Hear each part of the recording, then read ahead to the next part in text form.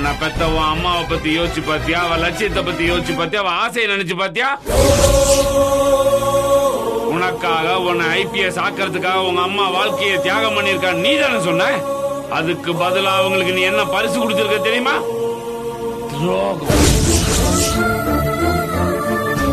இத்தனை வருஷ காலமா உன்னை ஐபிஎஸ் ஆக்கணுங்கிற கனவோட தானே அவங்க வாழ்ந்தாங்க. அந்த நம்பிக்கையோட தானே இன்னும் இருக்காங்க. அந்த நம்பிக்கையை கொல்றது அவங்களே கொல்றதுக்கு சமம். அந்த நல்ல காரியத்தை தான் நீ செஞ்சிருக்க. அந்த பாவத்தோட கூட நீ நிறுத்தலையே. இவ்வளவு நாளா அந்த உண்மையை சொல்லாம மறைச்சு அவங்கள முட்டாளாக்கி ஏமாத்தி உன்னை ஒரு ஐபிஎஸ் அதிகாரியா பாக்கணும்னு ஆசைப்பட்ட அந்த அம்மாவோட முன்னாடி தாலியும் கழுத்துமா போய் நின்னியே. அப்ப அந்த அம்மாவோட மனசு எப்படி வலிச்சிருக்கும்?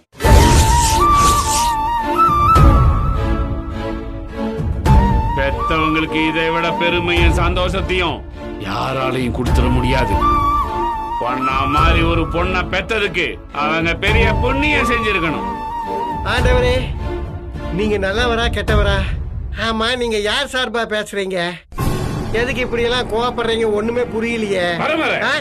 நான் வெறும் போலீஸ்காரனா மட்டும் பேசல, 3 பொண்ணுங்களோட அப்பனாவும் பேசிட்டு இருக்கேன். 3 பொண்ணுங்களுக்கு அப்பாவா? என் பொண்ணுங்கள்ல ஒருத்தி இப்படி துரோகம் பண்ணியிருந்தா நான் இப்படித்தானே துடிச்சு போவேன். அதே மாதிரி தானே அந்த அம்மாவும் துடிச்சிருப்பாங்க. எனக்கு பிரச்சனை இவளோட தானே. ஆனா அந்த அம்மா என்ன பாவம் செஞ்சாங்க? அவங்களுக்கான பரிதாபப்படுற தப்பு இருக்கா? அந்த அம்மா ஒரு அப்பா ஏற்கனவே ஒரு பொண்ணை நம்பி ஏமாந்துருக்காங்க. அந்த அம்மாவுக்கு செஞ்ச துரோகத்துக்காகவே 2 பேரையும் உள்ள வச்சு தண்டிக்கணும். அப்பதான் என் கோபம் அடங்கும். உங்க கோபம் எல்லாம் நியாயம் தான் ஆண்டவரே. ஆனா நடந்தது நடந்து போச்சு. அந்த உண்மையும் இப்ப வெளியே வந்துருச்சு. அதுக்கு தண்டனையா இவங்க அம்மா அவங்கள வீட்டு விட்டு துரத்திட்டாங்க. இனிமேல் நீங்க கோவப்பட்டு என்ன ஆயிர போகுது? நீங்க இதுல அதிக கவனம் செலுத்துறீங்க.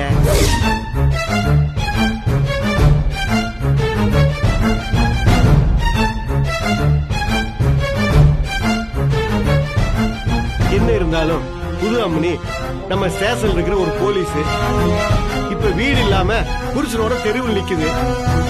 இவங்களை நம்ம அப்படியே கண்டுக்காம விட்டுற முடியுமா? என்னதான் கோபமும் வருத்தமும் இருந்தாலும் அவங்க தங்கறதுக்கு நம்ம தான் ஆண்டவரை ஏற்பாடு செஞ்சாகணும். எத்தனையோ காதல் ஜோடிகள் நம்ம ஸ்டேஷனுக்கு அடைக்கலம் கேட்டு வந்து அவங்களுக்கு எல்லாம் நம்ம உதவி பண்ணது இல்லையா?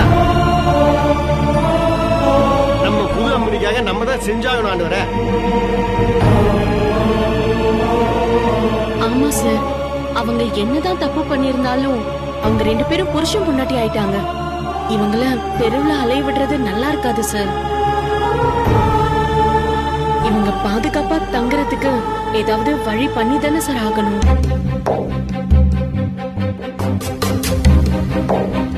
இவங்க சொல்றது சரிதான். என் பொண்ணோட பாதுகாப்புக்காக ஒரு அப்பனா நான் ஏதாவது ஏற்பாடு செஞ்சுதான்.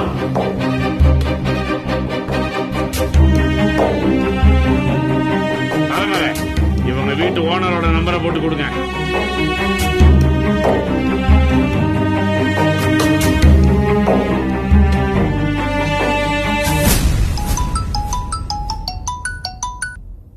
ஹலோ ஹலோ, நான் குகை ஸ்டேஷன் இன்ஸ்பெக்டர் குருமூர்த்தி பேசுறேன். சொல்லுங்க சார். உன் வீட்டு மாடியில குடியிருக்கிற ஜீவான்ற பையனை நீ விரட்டி விட்டியாமே? ஆமா சார், அந்த அயோக்கிய கீழ் வீட்டுல இருக்கிற பொண்ணை திருட்டுத்தனமா கல்யாணம் பண்ணிட்டான் சார். எனக்கு ரொம்ப அசிங்கமா போச்சு.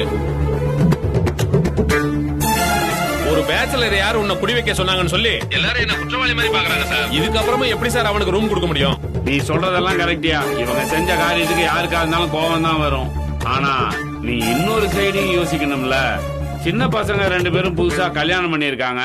எங்கேயாவது ரோட்ல பிளாட்ஃபார்ம்ல தங்க போய் அங்க வேற ஏதாவது வில்லங்க வந்துருச்சுன்னு வையேன், அது எல்லாத்துக்குமே சங்கடம் தானே. அப்புறம் அதுவும் இல்லாம வாடகைக்கு குடி இருக்கிறவங்கள திடீர்னு காலி பண்ண சொல்றது லீகலாவும் கரெக்ட் இல்ல. அது தெரியல உனக்கு? அவங்க 2 பேரும் 1 மாசத்துக்கு அங்கேயே இருக்கட்டும்.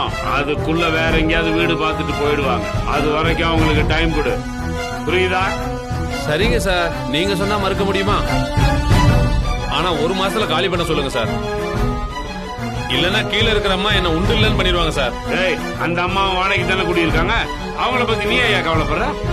இவங்க 2 பேரையும் அனுப்பிச்சு வைக்கிறேன். ரூம் சாவியை கொடு. சரிங்க சார்.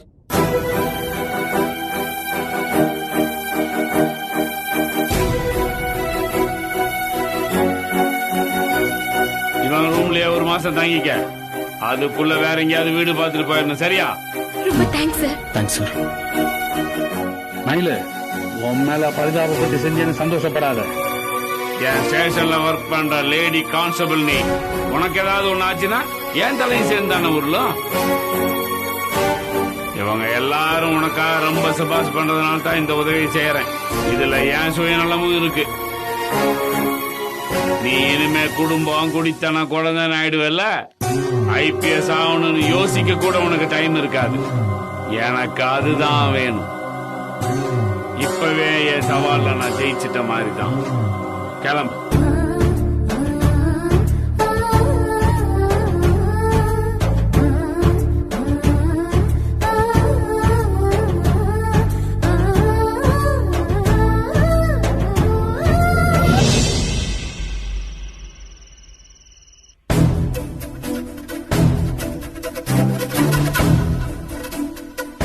அம்மா, இந்த டீயை குடிமா. எனக்கு எதுவும் வேண்டாண்டி.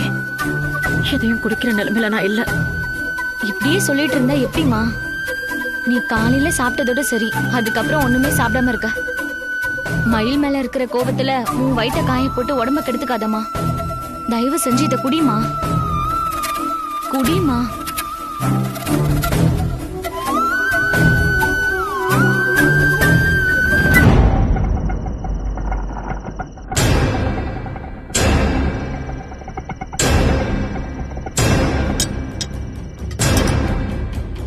வாமா பாப்பா.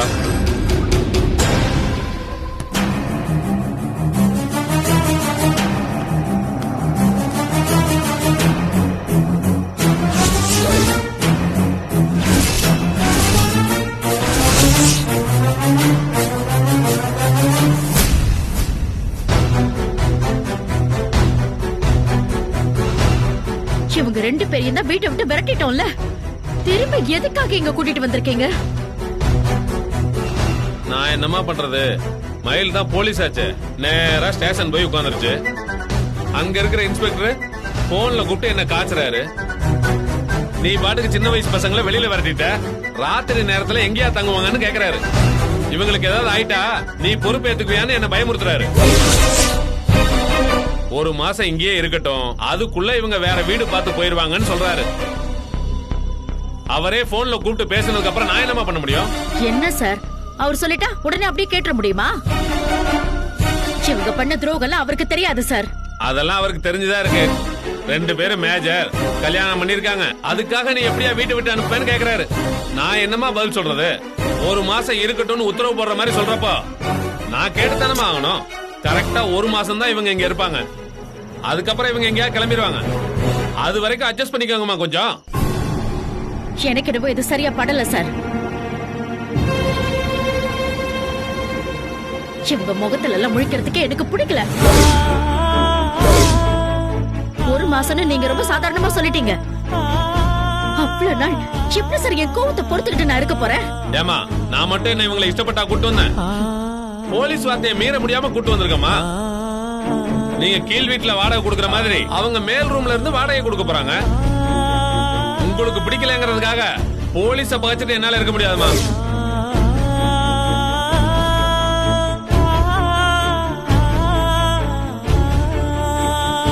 நீங்க இதை ஏத்துக்கிட்டு தான் ஆகணும், வேற வழியே இல்ல.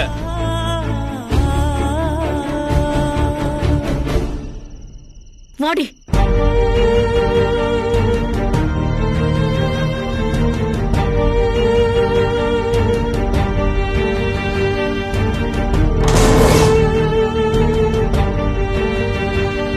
நீங்க இங்க இருக்கிறதுல எவ்வளவு எதிர்ப்பு பாத்தீங்களா? சார் சொன்னதையெல்லாம் ஞாபகம் வச்சுக்கோங்க. 1 மாசம் ஒழுங்கா இருங்க, அதுக்கப்புறம் போயிருங்க. ஓகே சார், ரொம்ப தேங்க்ஸ். இந்தாங்கம்மா. Thanks sir.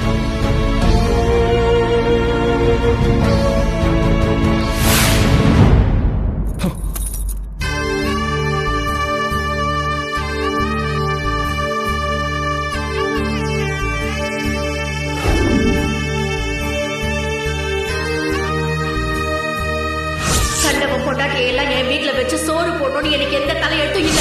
இப்ப நீ இவளை கூட்டிட்டு கிளம்புறியா இல்ல 2 பேரையும் கழுத்து பிடிச்ச வெளியில தள்ளவா?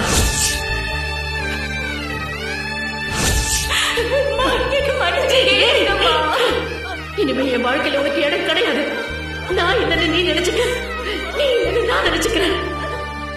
என் கண்ணு முன்னால இருந்து என்ன இந்த மாதிரி வெறுப்பேதாத.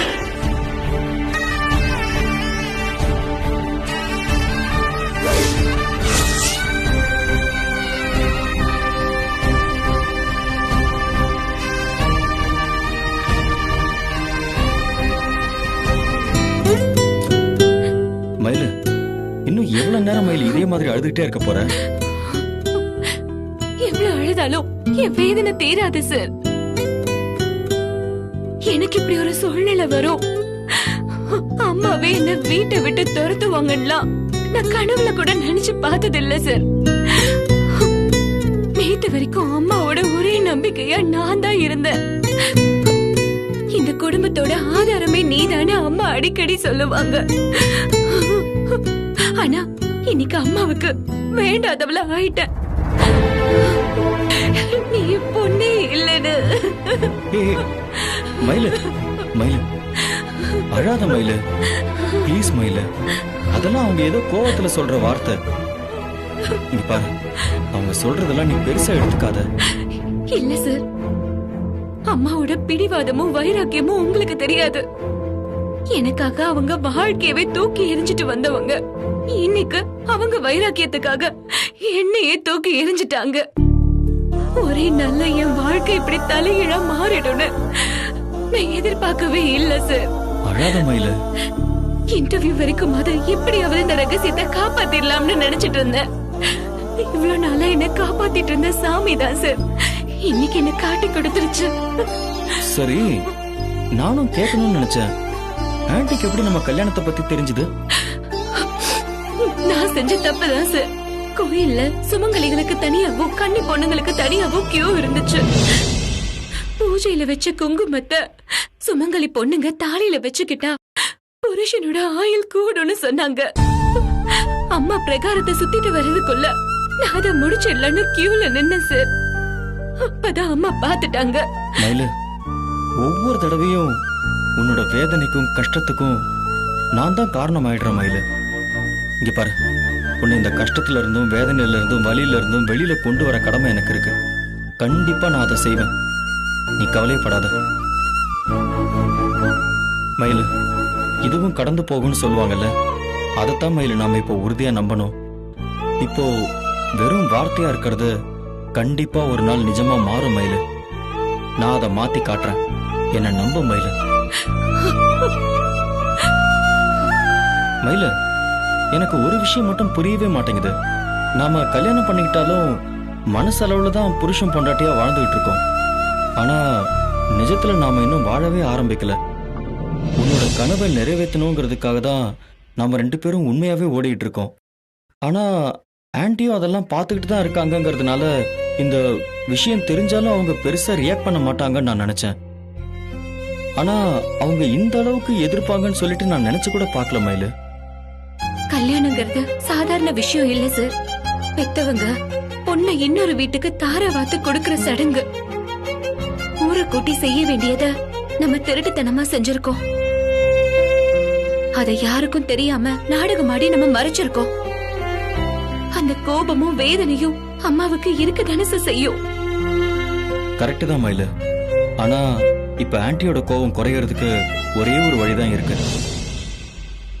நாம கல்யாணம் பண்ணிட்டதுனால நீ உன்னோட நோக்கத்துல இருந்து விலகிட்டேன்னு ஆன்ட்டி நினைக்கிறாங்க. அது உண்மை இல்லைன்னு சொல்லி நீ தான் அவங்களுக்கு நிரூபிச்சு காட்டணும்.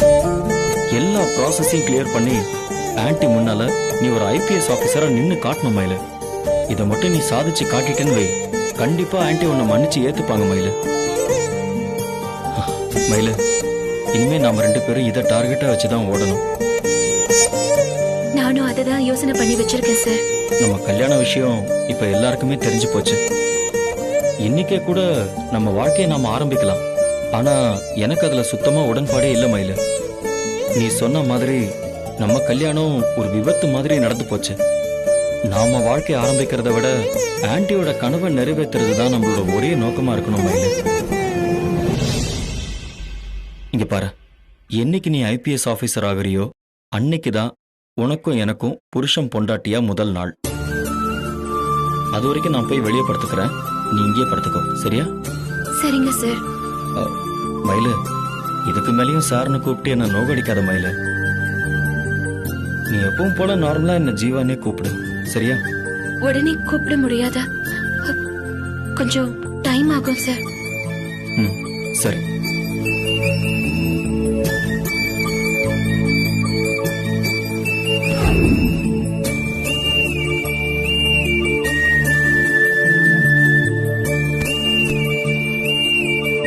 இங்க பாரு, இன்னைக்கு நடந்ததே நினைச்சு மனசு போட்டு குழப்பிக்கிட்டே இருக்காத, சரியா?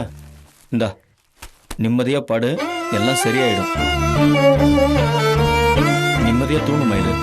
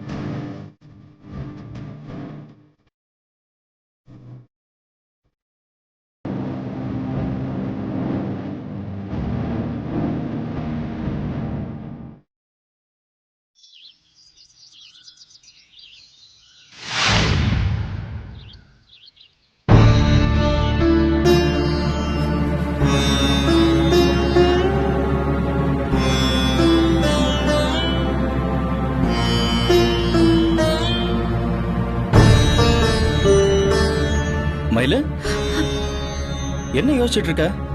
நேத்து தான் சார் டியூட்டிக்கு லீவ் ஆயிடுச்சு. இன்னைக்காவது டியூட்டிக்கு போகணும் சார். பாத்தியா, மறுபடியும் சாரா? சாரி ஜீவா, சட்டுன்னு என்னால மாத்திக்க முடியல. இங்க பாரு, சீக்கிரமா மாத்திக்க முயற்சி பண்ண, சரியா? சரி, டியூட்டிக்கு போகணும்னா குளிச்சுட்டு கிளம்ப வேண்டியதானே, என்ன யோசிச்சுட்டு இருக்க? போட்டுக்கிறதுக்கு எனக்கு வேற ட்ரெஸ்ஸே இல்ல ஜீவா. என் யூனிஃபார்ம் கூட கீழே தான் இருக்கு. சரி, நான் கீழே போய் யூனிஃபார்ம் எடுத்துட்டு வரேன். வேணாம் ஜீவா, அம்மா ஏற்கனவே கோவத்துல இருக்காங்க, ஏதாவது பேசிடுவாங்க. மயிலு, என்ன ஏத்துக்காத வரைக்கும் நீயும் அப்படிதானே பேசின, இப்ப ஆன்ட்டி பேசுறாங்க. இங்க பாரு, நம்மள அவங்க புரிஞ்சுக்கிற வரைக்கும் அவங்க ஏதாவது பேசிட்டு போட்டோம், அதை நினைச்சு நீ எதுவும் ஃபீல் பண்ணாத, நான் போயிட்டு வரேன். இல்ல ஜீவா, அதெல்லாம் ஒண்ணும் வேண்டாம். அடிக்கடி அங்க போய் பேச்சு வாங்கிக்க வேணாம். அடிக்கடி அவங்க முன்னால போய் நின்னு அவங்கள கோவப்படுத்தவும் வேணாம். கொஞ்ச நாளைக்கு அவங்க கண்ணில் படாம நம்ம விலகியே இருப்போம். சரி மயிலு, அப்ப ட்ரெஸ்ஸுக்கு என்ன பண்ண போற? அதான் யோசிக்கிறேன் ஜீவா.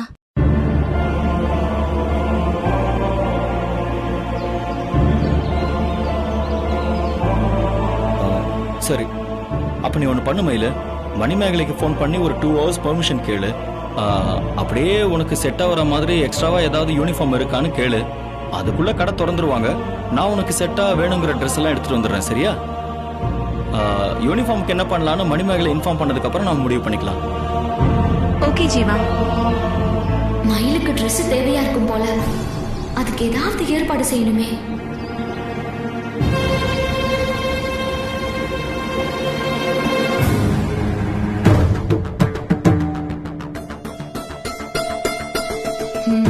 இதான் சரியான நேரம்.